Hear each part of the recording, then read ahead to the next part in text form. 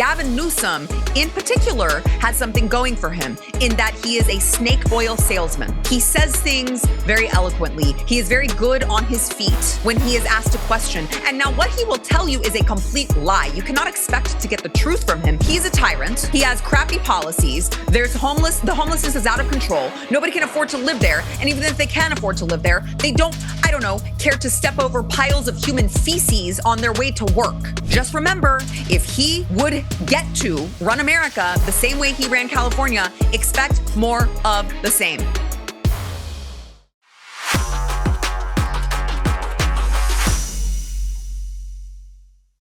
Welcome back to Sara Gonzales Unfiltered. As you can see, I am filming once again from my bunker because Will Cain keeps asking me to go on his show, and I appreciate him having me on. I was on there earlier, and so whenever he asks, I try to go on, and I am very grateful for him having me once again earlier today. So over the weekend, Gavin Newsom finally, sort of, confirmed that he is running for president, which is a thing that we've seen happening for a very long time. In fact, my theory, because I'm paying attention, is that he really was in the wings waiting to be the guy when he was watching Our Weekend at Bernie's President Joe Biden.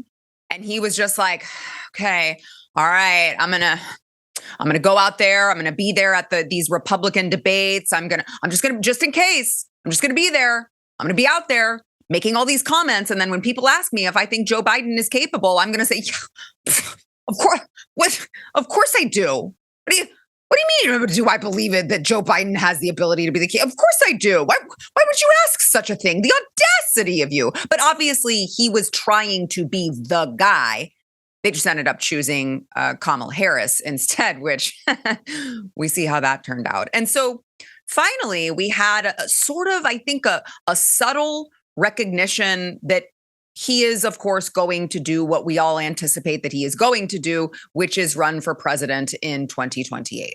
I'm looking forward to who presents themselves in 2028 and who meets that moment. And that's the question for the American people. Is it fair to say after the 2026 midterms, you're going to give it serious thought? Yeah, I'd be lying otherwise. I'd just be lying. And I can't do that. Governor, you have long said that if you ever run for the White House, you need a compelling why, a reason. Are you moving closer to figuring out your own why and your own decision? Yeah, Nietzsche said if you have a compelling why, you can endure any how. And so I think the biggest challenge for anyone who runs for any office is people see right through you. Well, I can't. Well, that would be a lie, and I can't do that. I would never lie to the American people. There's not a track record of me lying constantly. What are you talking about? I am so moral and virtuous. I would never lie. Oh, except you're not, Gavin. I mean, all this man does is lie. That's all he does. He has a long track record of just lying to California and to the American people. And I just want to name top 3 lies. We'll just leave it there, because the problem with Gavin Newsom is I could spend the entire show. I won't, but I could spend the entire show going through not just his lies, but his record. Instead, we'll just condense it a little bit for you. Okay? Here's one. Gavin Newsom claims he was just a poor kid growing up in poverty. But also, it was also about paying the bills, man. And it was just like hustling. And so I was out there kind of raising myself, turning on the TV, started, just getting obsessed, sitting there with the Wonder Bread and 5 stacks of, it's like the White Stack 5 story. Come on. Kraft macaroni and cheese. Are you talking about me? Young YG. YG, man. Every day in the backyard, just bouncing the basketball, throwing the ball against the wall until the ball is just like fraying, man. And your arms fall off. That's it. I was just living off Wonder Bread and mac and cheese. I was so poor. Well, see, the problem with that is that it turns out that his dad worked for the billionaire heir Gordon Getty. So I just want to show, how's this for poor? There's a caption below this picture for this article. Gavin Newsom with Paul Moen, Andrew Getty, and Bill Getty posing for a, quote, Children of the Rich feature that ran in the San Francisco Chronicle on December 12th, 1991. So he was super poor, living off of Wonder Bread and mac and cheese, but he was also posing for Children of the Rich articles in 1991. Make that make sense. Please, I don't think that any of those other young men there were living off of Wonder Bread dirt poor. Just saying. Gavin also, he did this cute little thing with Charlie Kirk when he now again, it has been obvious for a while that he has presidential aspirations, because his whole point of this podcast with Charlie was to invite him on and be like, yeah, I'm super moderate. No, I would never, I don't use those like crazy, wacko, radical leftist terms and terminology. I don't do that. I don't think boys should play in girl sports. That's not me. What are you talking about? And here is Gavin Newsom, to that point, claiming that he has never used the term Latinx. The Latinx stuff that, by the way, not one person ever in my office has ever used the word Latinx. So can we finally put that to bed? Yeah, we agree. But where did that even No go? more Latinx, like, everybody. Well, I just didn't even know where it came from. I'm like, what are people talking about? Oh, except Gavin, we have the receipts, because not only has your office talked about it, you yourself have tweeted using the term Latinx, talking about COVID-19 disproportionately impacts the Latinx community. Children in poverty, 31% Latinx. That isn't a thing. It's not an actual term. It's just made up because white people want to convince the Latin community that they are somehow oppressed with their language. It's always white people who look like Gavin Newsom who are trying to convince minorities of all of the ways that they are oppressed. And this is one of them. Your language is oppressing. That's why we'll call you Latinx. My office has never used the term Latinx. Well, I mean, I don't know. Do you belong to your own office, doofus? The internet is forever, Gav. Now, let me give you one more here. Gavin Newsom also claimed that President Trump never called him before sending the National Guard to Los Angeles. Now, this was a big one, too. Okay, he said there was no call, not even a voicemail. Americans should be alarmed that a president deploying Marines onto our streets doesn't even know who he's talking to. Once again, you're just a liar, because White House phone logs prove that that was a lie. President Trump released a screenshot of his 16-minute call to Gavin Newsom. It's right there. The call logs prove it. I mean, and the crazy thing is, why lie about something we clearly have receipts for? You know that these call logs will exist. Why lie about it? And now when he was called on that lie, he tried to sue Fox News, Gavin Newsom. He tried to sue Fox News and said that that was a lie. So don't believe your lying eyes now. We are straight up in George Orwell's 1984. Don't believe your lying eyes. Believe Gavin Newsom. That's what he wants you to do. Okay? So now that he is, of course, trying to be the guy for 2028, he is trying to drum up all of this attention and pick all these fights with Republicans, specifically, of course, President Trump. And so he's attacking President Trump. He's attacking all of these other Republicans. I think we have a collage of these tweets, and it's really cute. But the fact of the matter is, they just don't, like, no one on the left can meme as well as the right. They don't know how to do it.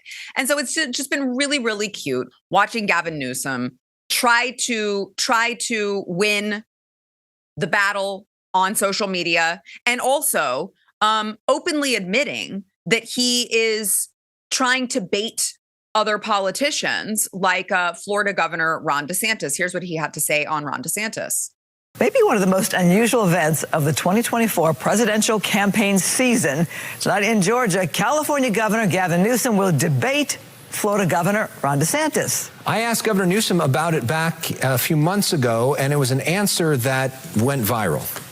The fact that he took this debate, the fact that he took the bait in relation to this debate, shows that he's completely unqualified to be president of the United States. That's my humble first personal. You're baiting him with the debate offer? Of course. I mean, why is he debating a guy who's not even running for president when he's running for president? I mean, what a loser. Like, well, why were you doing it then, Gavin? Why were you doing it? If we were all supposed to put our focus in the presidential nominees, and you in fact had a presidential candidate in Joe Biden, why would you need to participate? I mean, he's just not good at this. He's not good at it at all. However, if I were Gavin Newsom, I probably would want to distract from my record too. He'll lie, he'll cheat, he'll steal, he'll make stuff up, he'll sue Fox News over what was clearly a lie. He'll just keep distracting into oblivion, because if you don't listen to the distractions and you actually look at his record, you will find it's just all shit.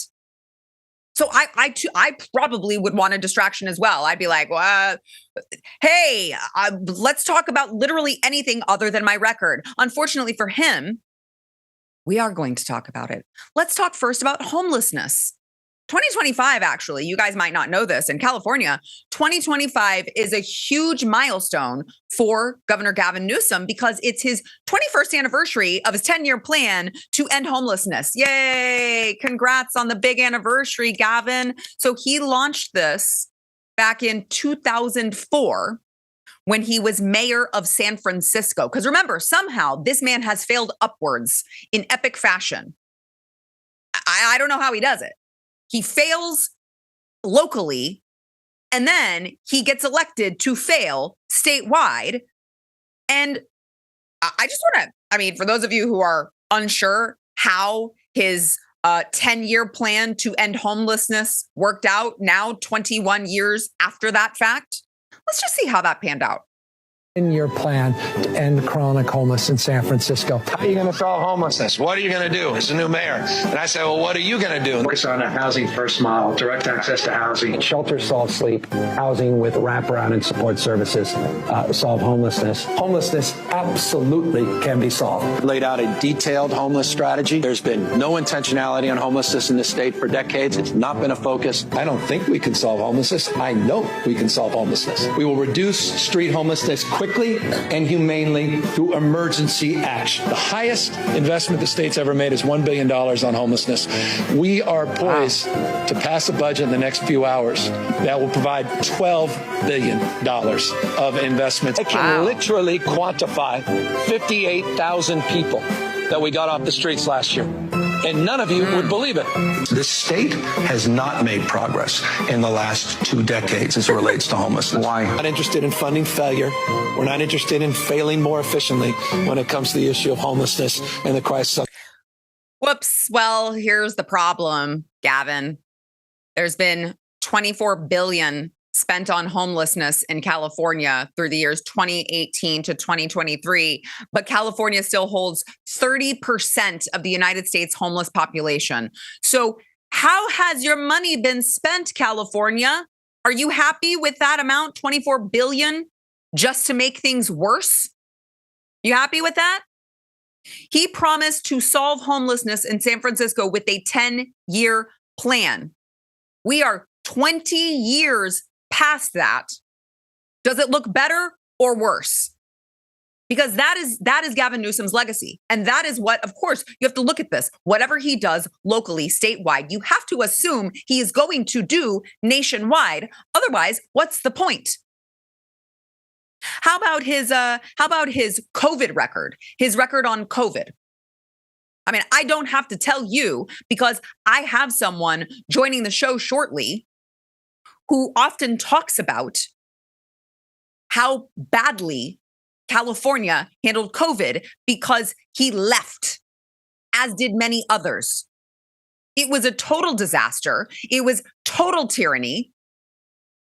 He wouldn't let kids go to school for an absurd amount of time.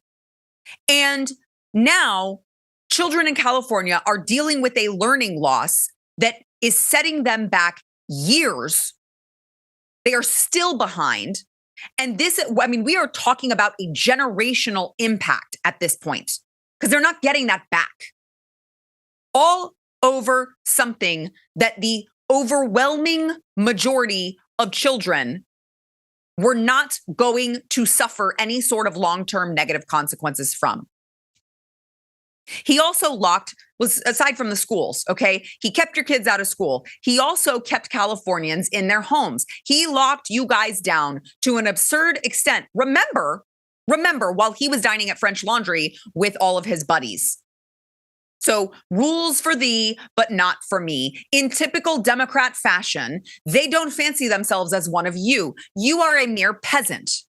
He, as the king of California, he doesn't have to abide by those silly rules. No, you see, COVID was so bad. It was so bad. You could die. It was so dangerous that you couldn't go to work to go feed your family. You had to suffer. You had to stay locked up. Your kids couldn't go to school and learn.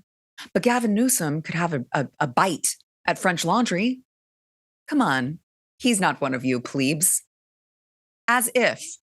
He also, on the topic of COVID, because it gets worse with him, the COVID issue in California is so multi-layered. He helped fuel COVID fraud because, you know, regular Californians couldn't get their unemployment checks. Regular Californians couldn't go to work even if they wanted to. But Gavin's government was handing billions of dollars to criminals, including prisoners. There's an analysis that showed that California Employment Development Department, or EDD fraud, at $32.6 billion. $32.6 billion taxpayer dollars just went to fraud. Now, let me give you one more. High-speed rail. Now, this is something that, again, anytime government touches any of this, it always goes to shit. But I've got to take you all the way back to 2008 to tell you about this, because all the way back in 2008, voters approved plans for a high-speed train that would cost $33 billion. $33 billion with a B dollars for high-speed rail. Now, the cost is projected at $128 billion, and only a tiny section in the Central Valley of California could be completed by 2032. It's just such a perfect representation of what you get, not only with Gavin Newsom, but with Democrat leadership, period. It's too perfect. Everything already costs too much when they tell you what they think it's going to cost, but you can add way more to that because everything will always end up costing more and you will get less from it every time, whether it's high-speed rail, whether it's the electric charging stations for Teslas that Joe Biden wanted to do, spend an absurd amount of money, and we got like 7 of them. Whatever it is that government claims they're going to do for you in this big ass project, you can expect that they will completely bungle it. They will completely bungle it, and they will spend way too much money to give you a shitty return. Because that's what they do. And so I love this one in particular for Gavin, because it's just big promises, endless spending, and still a train to nowhere, just like every other instance of big government bureaucracy, literally everywhere. And maybe all of the aforementioned things that I've just shared with you is why more Americans left California between 2023 and 2024 than any other state. They lost nearly 240,000 residents because he's a tyrant. He has crappy policies. The homelessness is out of control. Nobody can afford to live there. And even if they can afford to live there, they don't, care to step over piles of human feces on their way to work. You know, it's like, I don't know if I'm spending an absurd amount of money to live here because the weather, I would like to at least know that I'm not going to get ravaged by crime. My car's not going to get broken into when it's sitting on the street. I'm not going to get approached by freaking weirdos when I'm walking to work. Oh, and I don't want to have to wipe human shit off of my shoe just to walk to work in the morning. Could we have that? Please? I feel like I'm paying you enough for you to provide me with clean streets. So nobody can even afford to live in this hellhole. They're leaving at accelerated rates. And this is the model for the country under Gavin Newsom's leadership. It's absurd.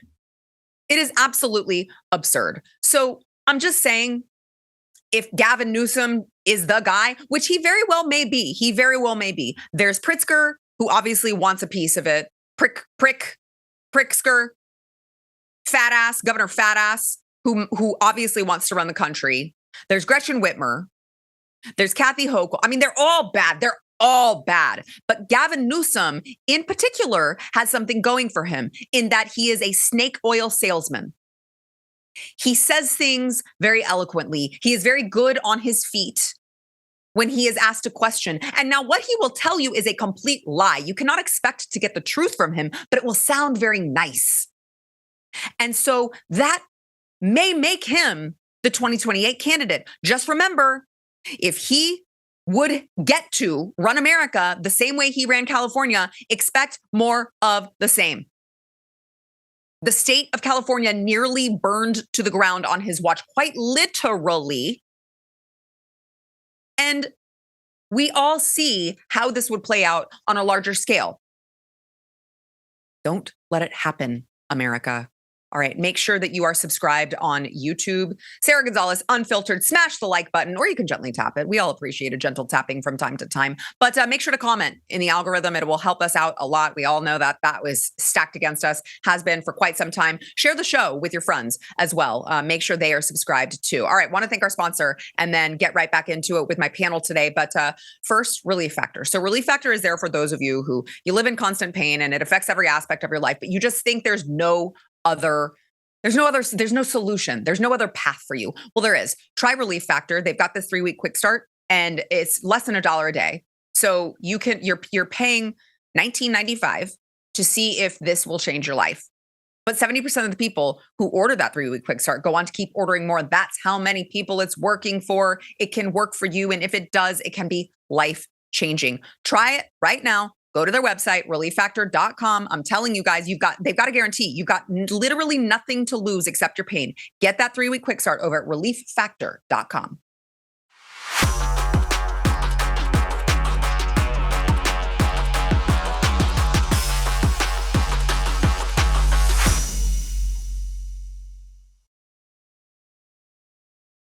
Well, I want to talk again. I regret to inform you, we're talking again about Zohran Mamdani because it's getting more and more likely that he will become the next mayor of New York City.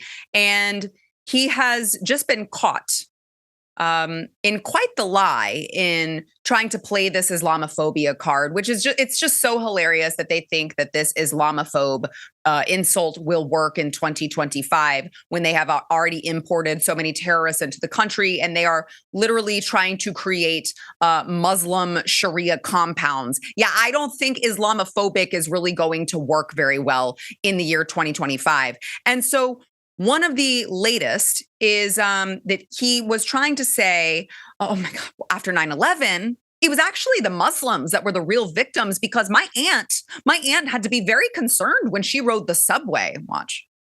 I want to use this moment to speak to the Muslims of New York City.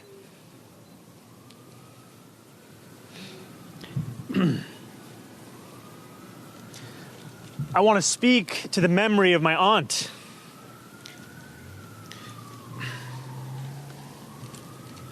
Who stopped taking the subway after September 11th because she did not feel safe in her hijab. Oh my God. Oh, really? It's the women wearing the hijabs, the Muslim women that are the real victims, he said as he fought through tears. There's just one problem. It turns out that was a lie. The little story you heard about the auntie, that was a lie. His aunt didn't even live in New York before or after 9/11. She lived in Tanzania.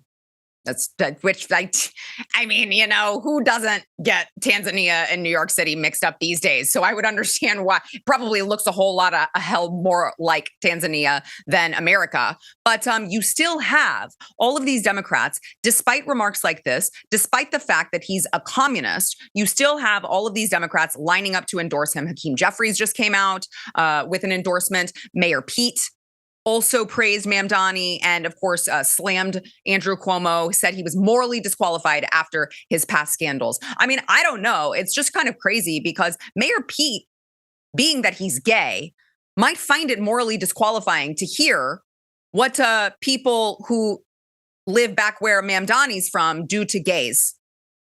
I'll give you a hint. It has to do with a very, very tall building. Okay. And so also you had the other New York communist, AOC, who was at a rally for Mamdani this weekend. And she had this to say. We are not the crazy ones, New York City. We are not the outlandish ones, New York City. They want us to think we are crazy. We are sane. I mean, I don't know. I would say I don't know what else to call it when you go on ranting like this. Jews escaping Holocaust, Black Americans fleeing slavery and Jim Crow, Latinos seeking a better life, Native people standing for themselves, Asian Americans coming together in Queens, in Brooklyn, in the Bronx, in Manhattan, in Staten Island, in this country. My favorite is she gets all bouncy. She doesn't realize she's just bouncing and then she's yelling. No, you're not the crazy ones. No, definitely. It's not you, AOC. It's not you. Joining me now to discuss, we have Matthew Marsden, Blaze TV contributor and actor and producer extraordinaire, along with Logan Hall, Blaze Media's own digital strategist. Logan, you are like all maggot out. I love it. I love the white. Thank you. Little golden age repertoire. Yeah, I love it. So guys, it is getting so crazy to me that New York, I know we talk about it all the time. I understand, but I do think that it's worth shining a gigantic light on what a disaster this would be.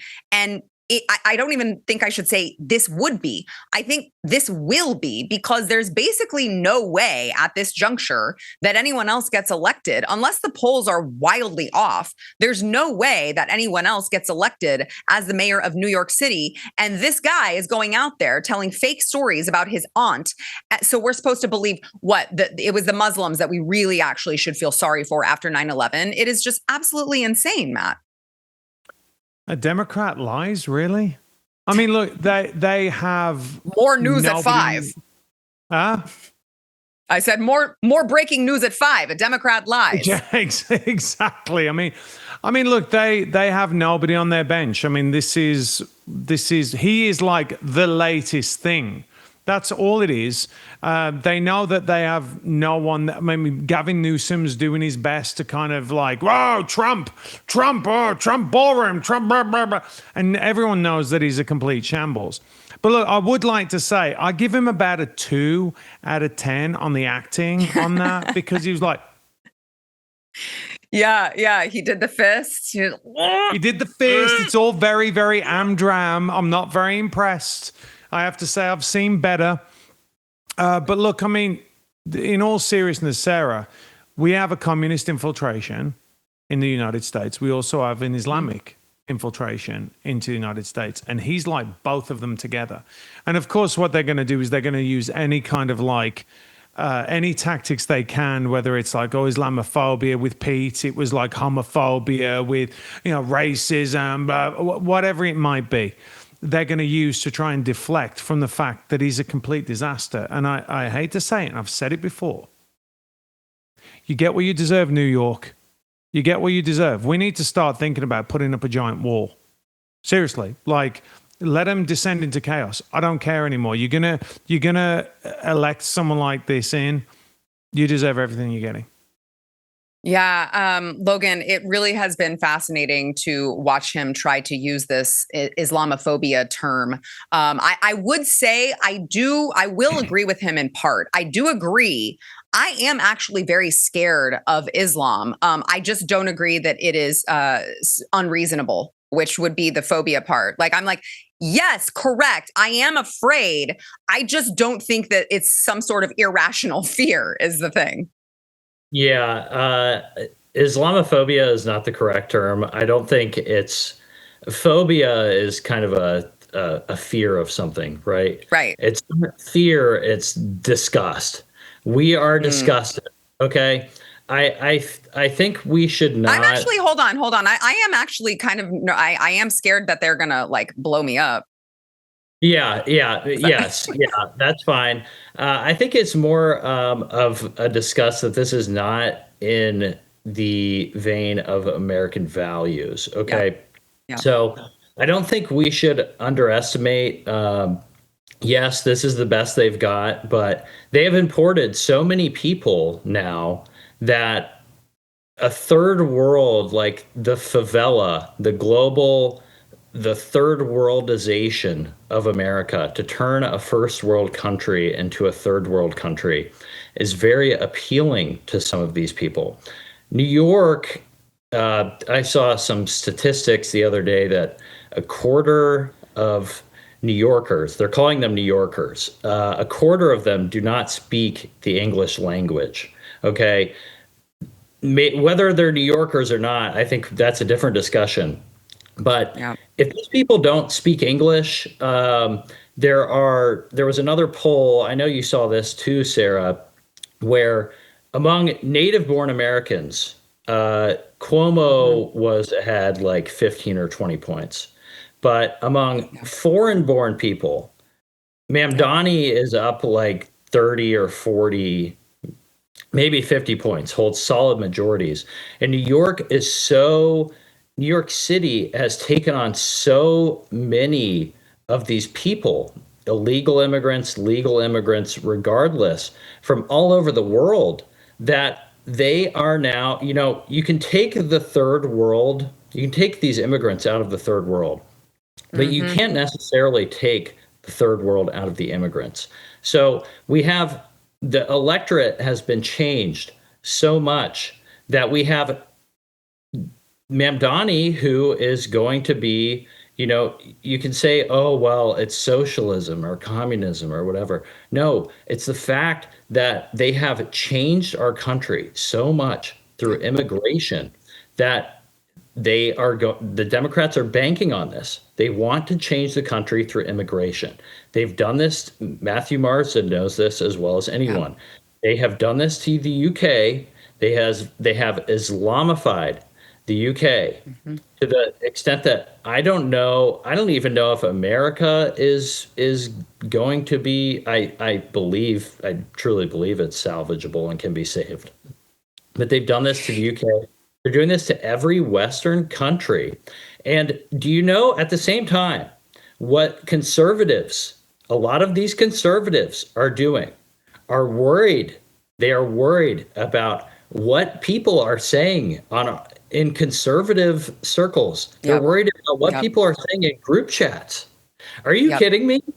I think we need to confront the fact that the Democrats have fundamentally reshaped, worsened our country, almost have tried to destroy it through mass immigration, and they are not stopping. They are doubling down in their efforts to turn us into a third world favela. Okay? This is not a time to be policing and worrying about what people are saying in group chats on our own side.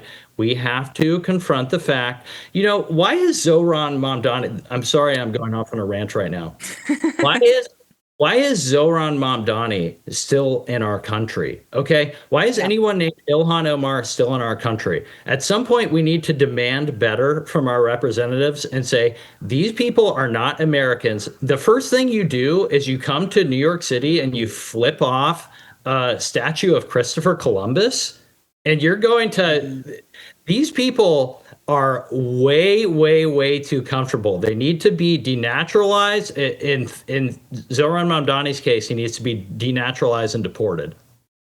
Yeah, I totally agree. I think the Logan Hall policy would be denaturalize and deport anyone with Star Wars names would be Logan's suggested policy. I'm sorry. I'm going to get Logan in trouble. That's just a joke. He can't confirm nor deny. He can't confirm nor deny. I'm guilty as charged. Yeah. So, Matt, I know I have to go to break here really quickly, but I do want to get your perspective. Obviously, it is valuable because you did come here the right way. You did assimilate. You are now someone who can vote. You are a naturalized citizen. You also can vote. And so Logan and I can have this conversation. And I'm like, what, maybe we should look at how we are allowing these people to be able to vote. I think it should be much harder if we are bringing all of these people in. They are somehow able to be naturalized and vote. And then even after all of that, they are not voting for the values that represent this country. That's a serious problem. I would love to get your quick take on how to address that with immigrants who come here, go through the process. Like, what is the balance of respecting that they've gone through the process the right way, but also not allowing them to change the fabric of our country? Well, I think part of it is the way that especially under the Biden regime, how they said, no, you're entitled to come here. You're not entitled to come here. This is an absolute privilege. That's what I knew when I was coming here, that being an American is a privilege, not a right. And I think that is the first most important thing, that we don't encourage these people to, hey, come over the border. It's okay. You can come and be here illegally. That's why I think it's like a broken window policy. Like, they do one thing wrong. That's why the Democrats will say, oh, they're not criminals. They're not, these illegals, they're not criminals. Yes, they are. They're criminals. Every single person that comes across the border illegally, and some of the times, legally, because they don't, especially from countries like Somalia, they just lie about their age, they lie about what they did. This needs to be much more stringent, but this is what we should do right away. And I'm saying this as an immigrant that I would love to run for office because I would be way more hardcore than the majority of Americans on immigration. Trust me, you know this, Sarah. I am absolutely radical on immigration. No one who has come into this country and become naturalized should be allowed to run for Congress. They shouldn't be allowed to run for office. And I would say there should be 2 or 3 generations before they should be allowed to. They could pass that tomorrow. That would be the first thing. And have you seen this guy's dad? Did you see what his dad said about the United States of America? Like Logan said, you say something anti-American, you're done. You're being shipped out. That's it. Yeah. No, I completely agree. All right, let's go ahead and take a quick break. Star Wars name, you need to go ahead. Sorry, that was it.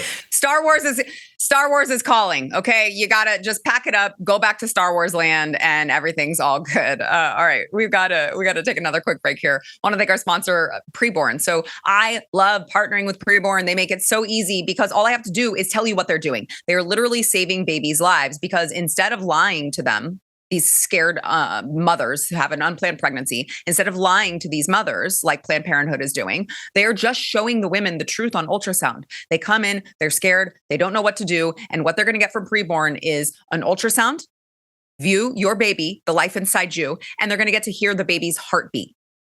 In that moment, that woman is twice as likely to choose life for her baby. So we are asking you, this is impacting babies' lives. This is impacting mothers' lives. PreBorn also helps with financial assistance up to the age of 2 so that they aren't like, oh my gosh, but I can't afford it. PreBorn is there for these women. Can you please help them sponsor these ultrasounds? It's $28 is the cost of one ultrasound. And you know that ultrasound is changing a death into a life. How many babies' lives can you help me save?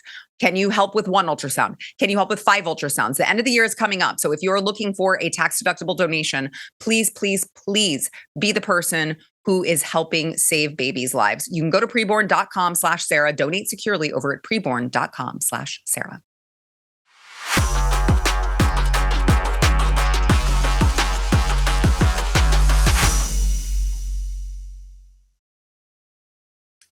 So President Trump, being that he is the master troll in chief, has been pretty epic at trolling the left over the possibility of him running in 2028. He's got the hats, he's done many memes, and but Steve Bannon was actually asked about this possibility of a third term a couple days ago. Here is what Steve Bannon had to say. Well, he's going to get a third term. So Trump 28, Trump is going to be president in 28, and people just ought to get accommodated with that. So what about the 22nd Amendment? There's many different alternatives. At the appropriate time, we'll lay out what the plan is, but there's a plan, and President Trump will be the president in 28. We had longer odds in 16 and longer odds in 24 than we got in 28. And President Trump will be the president of the United States, and the country needs him to be president of the United States. We have to finish what we started. Okay, was it a troll or is that legit? I don't know. President Trump was asked about it on the way to Japan. Here's what he said. I would love to do it.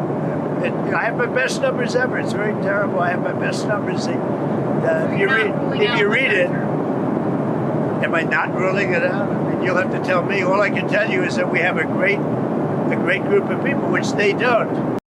He also commented on the idea of what if it's President Vance, Vice President Trump? You game the system that way. Here was his reaction. One theory on how you might try to serve a third term is that you could run as the vice president. Yeah, I'd be allowed to do that. Is it the White House or the White House counsel to your legal position? No, you'd be allowed to do that, but I wouldn't. I wouldn't do it. I think it's too cute. Yeah, I would rule that out because it's too cute. I think the people wouldn't like that. It's too cute. It's not. It wouldn't be right. It's too cute. It's too cute. We don't do cute. And so I genuinely want to get your thoughts, guys, on whether or not this is all a troll at this point. Obviously, he's going to be ancient by 2028. I don't want anyone running the country that's that old. He's got the perfect heir in J.D. Vance. You have to wonder what Steve Bannon is talking about here. Logan, you are, of course, one of President Trump's biggest fans. What say you about this? I think have you ever seen that old meme where Trump posted the Time magazine cover and it goes through him through Trump 2100? It's Yes. We played it last week. Yeah, it's 60 years. I would obviously support this. I am in favor of a Trump imperium.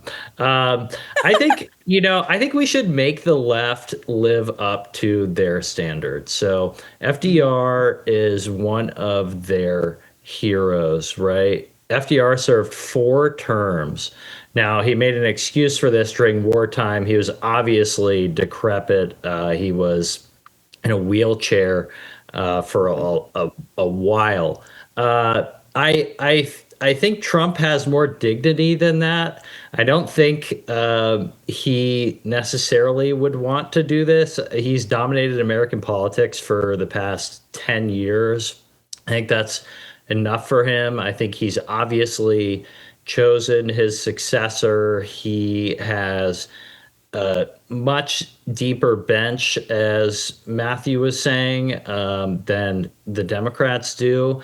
But the question is whether we can get enough people out of our country by the time that Trump is done to make these elections more fair. So, yes, I would obviously support Trump ruling until he was I would support Trump's casket ruling this country over a lot of these Republicans. But I think he is ready to pass the torch. He's been doing this for a long time, and he's probably ready to hang. Another good troll he said was he's after 4 years you won't have to vote again because the country's going to be so successful. Well, fine. But if we don't get enough of these people out of our country in the next 4 years, then we will probably need another 10 years, 12 years, 16 under Vance or Rubio or whoever. I would support it, but I think this is mostly a troll. Matt, to Logan's point, I mean, we did already have a half-dead president running the country for 4 years. Obviously, he wasn't, in fact, making the decisions. And it was Obama 3.0. So they've already done it first. They just did it behind the scenes. Obviously, I'm saying this tongue in cheek. I would not support changing all of these, these amendments or trying to bypass them. But I'm just saying, if we want to say who did it first, technically it was them. Well, yeah, and I think that although I do think it is a troll, is it possible? It is. It actually is technically possible for him to run for a third term, because the argument is that you cannot have 2 consecutive terms. Consecutive, That is what they're saying. So technically, he didn't. Yeah, but it seems like that's a loophole, though, right? Like, that's a loophole. It doesn't matter. They use loopholes all the time. I know, but but to be clear, you don't think that the founding fathers intended to leave that open to, well, actually, you can just keep running for the rest of your life. You just have to skip a session and then you can go back to, I don't believe that was their intention, right? Well, they wanted George Washington to be there forever, right? They wanted to make him king initially. Well, that's fair. I'm just saying. But look, this is more strategic than that. What Trump is brilliant at, and we haven't seen a politician in our lifetime be as good as this, is he constantly puts them on the back foot. And we have been on the defense for years. And he was the first one. Just look back, because it's easy for us to forget the political landscape before Trump. The Democrats would bark something at us, and the politicians would go, and they'd want to come back and say, no, I'm not that. I'm not that. Like, you're a Nazi, you're a white supremacist. No, we're not that. Now people go, I don't care.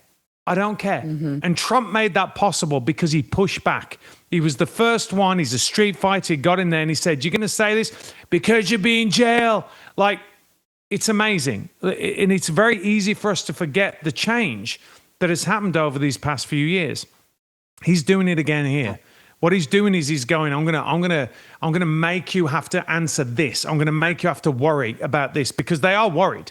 And so while it's exactly like the special operations do. They go over there, they'll plant a bomb behind enemy lines, and while everyone is trying to figure out who planted the bomb, they're out and they're taking forces from elsewhere. It's brilliant political maneuvering, in my opinion. Yeah, I know. I totally agree. Well, he's the best at it. He's the best we've ever seen. We're never going to see anything else like it. JD Vance might come close. There will be no one that will rise to the level that President Trump does on that. All right. Logan Hall, Blaze Media's digital strategist, Matthew Marsden, Blaze TV contributor. I appreciate both of you guys. We'll see you soon. Thanks, guys. You. All right. So Kindred Harvest, I want to tell you about before I have to go to break here.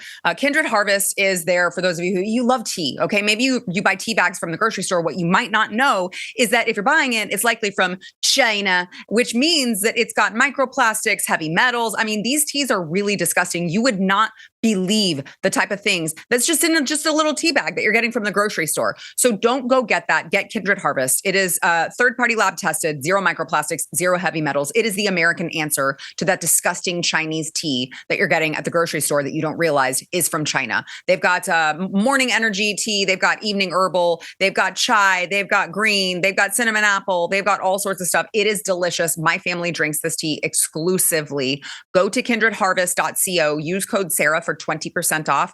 kindredharvest.co. Code Sara for 20% off.